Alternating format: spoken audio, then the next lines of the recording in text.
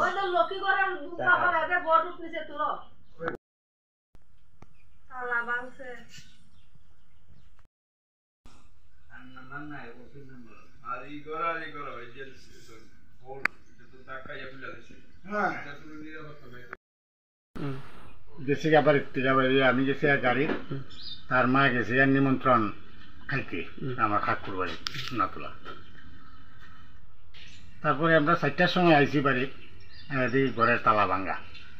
ঠাকুর ঘরের তালা ভাঙ্গা ঘরে ঢুকে দেখলাম যে স্বর্ণের জিনিস যা আছিল সব নিচে আস্তে আস্তে মানে সব কিছু হাতে দেখতেছি তামা কাঁসা কিছু কাপড় চোপড়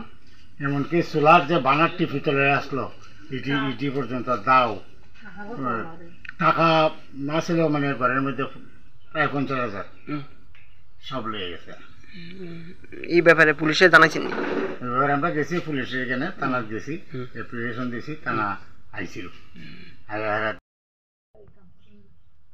এই ঘরে কেউ থাকে না